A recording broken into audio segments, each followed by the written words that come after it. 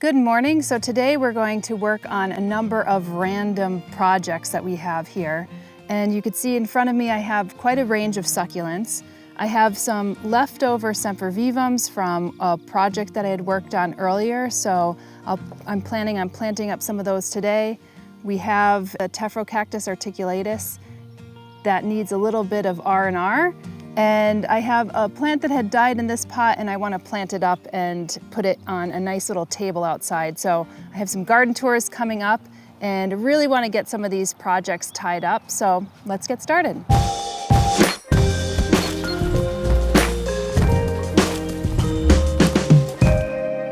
All right, so the first project that I'm going to do is this planter. And I have this planter that I got from Rayne. I think it's really beautiful. It was on sale, so I figured, why not? Nice low bowl that you could put like a bonsai in, or perfect for succulents. I got a little netting here so the succulent soil doesn't go out. And I love finding found objects around on the landscape. And sometimes you come across like one of these beautiful roots, almost looks like driftwood, right? I'm sure many of you are like me, where you're just kind of walking around and find a really unique stone or a piece of wood or or a river rock or anything along those lines. But this one was really beautiful and sculptural.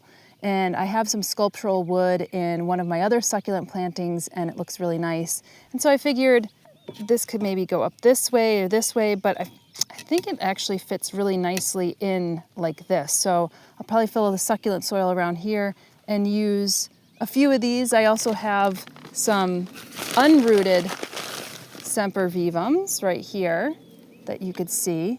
And I don't want to use too many of these because I have another project in mind for these. So I'm trying to save them and I'm trying to get to all these projects as quickly as possible because I don't want these. They are called live forevers, sempervivums, live forever, but they don't really live forever. So especially when they're unrooted and they're in a paper bag.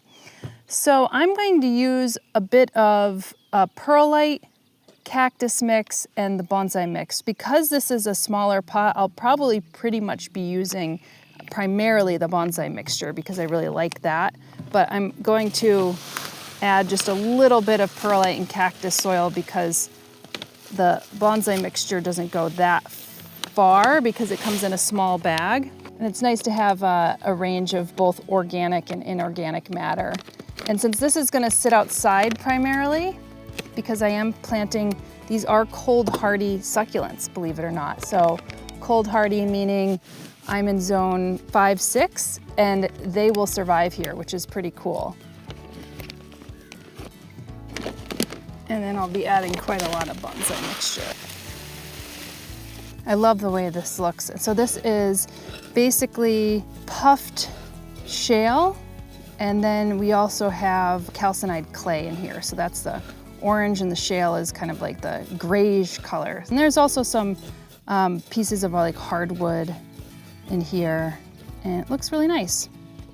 Something like that. I'm going to be working from behind the planter, so hopefully that looks nice. I think I'll just put it kind of in the center and then add the sempervivums in.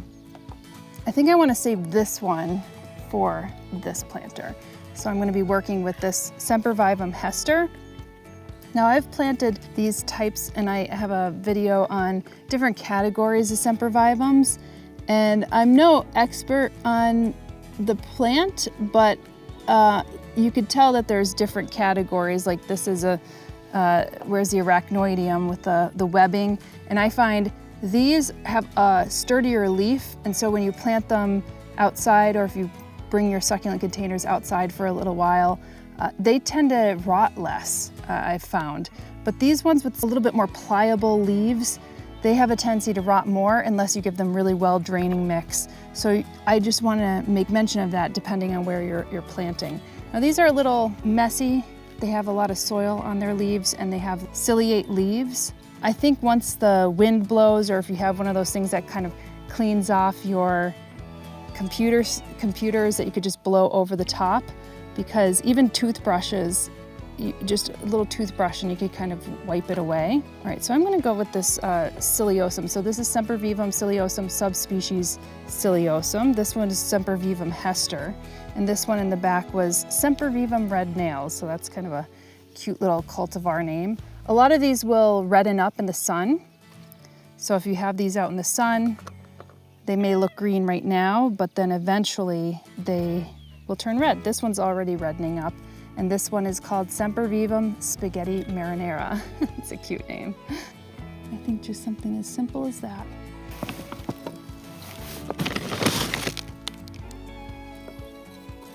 Sempervivums will have a tendency to spread. So basically they will create these little pups. So they come off of these, many of them come off of like little stolons or right off the side of the plant. And I think they have some of the most glorious flowers. Oftentimes you'll find like the mother plant that was pupping will start to die back.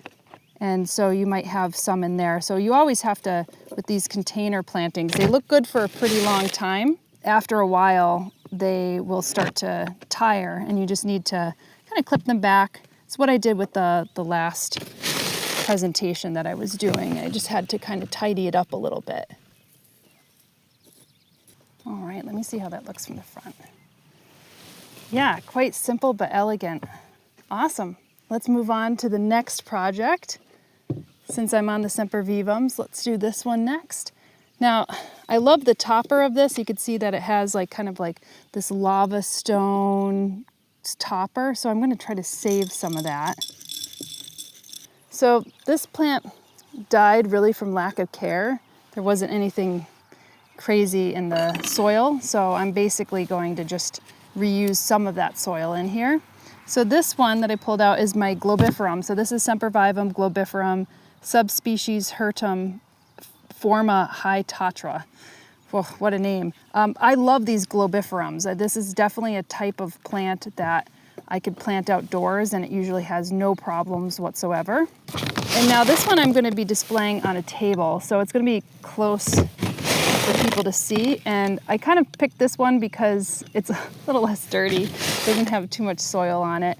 I got these from Mountain Crest Gardens, and so they ship them over. And when you have the succulents in shipping, oftentimes they get kind of, tossed around in the mail, and like the soil comes undone and kind of sticks to the cilia or the trichomes of the plant.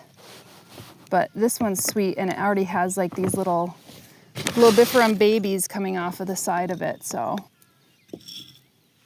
there you go. It's so simple and so elegant. So I'm going to move that aside. This I wanted to show you because it's a bit of a mess. So this one I had left out last year when it was getting a little bit too cold. So this is classic damage where it's like wet and cold. So you could see that this is what it looks like. It turned into this kind of mess. It's still producing, but it just kind of looks tired. But there are new ones growing off of it, but you could also see that I have some kalanchoe here that has just started to stick up. So, and kalanchoe look great and all. I'm gonna cut it right below a node here. And then I'm gonna cut this one because this one's quite long. I'm gonna cut it right below a node here and just cut off some of the bottom leaves, and I can reroot this again. But I love the blooms of the kalanchoe. This actually bloomed earlier in the year, but something sticking out of a pot of a plant, not that great. And this was in Peepo and Tutu's coop, and there's like feathers, there's poop in here, and this is a planter that's absolutely stunning. Here's another kalanchoe just kind of growing in here, a completely different species. Look at that. So I'm going to take these all out. I saved one here that looks, this is what it's supposed to look like. So this is commonly known as pinecone cactus, and you can actually see why it might look like a pine cone, why it's called pinecone cactus. This was already starting to root, and I think this is basically, I'm gonna start this one back up again. So I'm gonna get rid of these. I'm gonna compost these because I think they just look really too tired. Again, I really love the pot, and with these statement pots, you kind of wanna have a statement plant, and this one just needs a little refresh. Here's a little baby in here that looks pretty good too, right here. And this one doesn't look so bad, save for like a little bit of bird poop on it. I'll leave the kalanchoe in here so it might regenerate, which is totally fine. But I'm gonna add some of this. I'll add some of this as a topper and add some of my bonsai mixture. Yeah, and I think it's okay to start all over again. I mean, that's part of what plants teach us in many cases, that plants have no problem starting over again as well. And that's how, in a way, many of them like live forever, just by starting over. So here you go. I'm just gonna add a couple in here. This was on its side, so if you have like toothpicks, that's a good way to kind of set these up, because if you set it on its side, it has a tendency to root on its side. But I want some of these to root upright, which will be hard to do if it's outside, because sometimes it gets knocked around and whatnot. And I'm just gonna lightly water around the edges. Again, you saw the mix. It's a really nice, well-draining mix. Even below it is a lot of perlite, but I don't want to water it in too much, because it's not going to take much for these to root, and you don't want to rot them out again. Here, I'm going to do this. I did bring a fertilizer, so you could actually fertilize this or this, which I'm actually not going to do that today, and I'm not going to fertilize this because only one of these has a root. The rest doesn't. So there's going to be nothing really. If you have rootless plants, there's no reason to fertilize them right away. I mean, there's exceptions to that. Like if you have tillandsia, a lot of tillandsia don't have roots, and they take on some of that nutrients via their skin, so to speak. No, through their leaves. But if you have plants that you're rooting up, there's no reason really to fertilize them right away until they get the roots, until they're able to actually take that up with them. And I'll be continuing on with just these little tiny chores, but thank you so much for joining me, and you can tune in to the next episode here on Plant One On Me. See you later. Stay tuned here for more progress, plant tips, tours, and plant-filled hangout sessions here on Plant One On Me. And if you have a second, hit the like, subscribe, and notifications button to share your love for the channel. That helps us grow and share our videos to more folks like you. And if you want a deeper understanding of plants, head over to homesteadbrooklyn.com to check out all of our online houseplant courses and offerings, from the 125 houseplant care spreadsheet to the Houseplant Masterclass. And we'll see you in the next episode.